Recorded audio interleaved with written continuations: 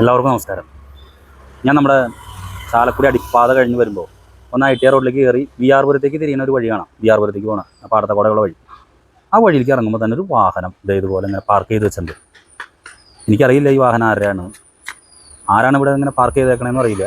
പക്ഷേ ഈ വാഹനം ഇവിടെ ഇങ്ങനെ പാർക്ക് ചെയ്യുമ്പോഴുള്ള ഒരു അവസ്ഥ എന്തായിരിക്കും? ഒരു ചെറിയ വഴിയാണ്. ആ ചെറിയ വഴിയിൽ ഇതുപോലെ ഇങ്ങനെ വാഹനം പാർക്ക് ചെയ്യുമ്പോൾ എന്തോ ഒരു അപകട സാധ്യതയുണ്ട്. ഈ വശത്ത് നിന്ന് വരുന്ന വാഹനങ്ങളായാലും ആ വശത്ത് നിന്ന് വരുന്ന വാഹനങ്ങളായിരുന്നാലും അതൊരു തടസ്സം തന്നെയല്ല. ഇത് വാഹനം ഇവിടെ പാർക്ക് ചെയ്യുന്ന ആരായാലും എടുത്ത് മാറ്റണമെന്നാണ് പറയുന്നത്. ഇത് സംവിധാനങ്ങൾ, നമ്മുടെ ഭരണ സംവിധാനങ്ങൾ ഇത് കാണണം. ജനപ്രതിനിധികൾ എത്രയോ ജനപ്രതിനിധികളാണ്.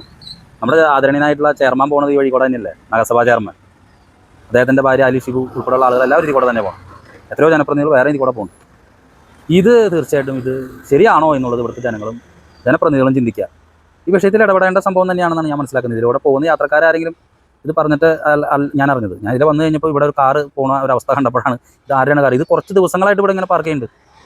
അപ്പോൾ അത് തീർച്ചയായിട്ടും ഈ വാഹനം പാർക്ക് ചെയ്യുന്ന ഒരു രീതിയും സ്റ്റൈലും ശരിയല്ലെന്നാണ് എനിക്ക് തോന്നുന്നത്. പിന്നെ ഇവിടെ ഭരണ സംവിധാനങ്ങളുണ്ട്, ഇവിടെ പോലീസ് സംവിധാനങ്ങളുണ്ട്, മറ്റു കാര്യങ്ങളൊക്കെ ഉണ്ട്. ഒന്ന് ചിന്തിച്ച് നോക്കുക. ഇത് ആരുടെ വാഹനമാണെങ്കിലും ദയവ് ചെയ്ത് ഇവിടുന്ന് മാറ്റുന്നത് ഈ റോഡിനും ഗുണകരമാണ്, ഇതിലൂടെ യാത്ര ചെയ്യുന്ന ആളുകൾക്കൊക്കെ വലിയ ഗുണകരമാണ് എന്നാണ് ഞാൻ മനസ്സിലാക്കുന്നത്. അത് ഒന്ന് ശ്രദ്ധയപ്പെടുത്തിയെന്ന് പറഞ്ഞു. നന്ദി, നമസ്കാരം.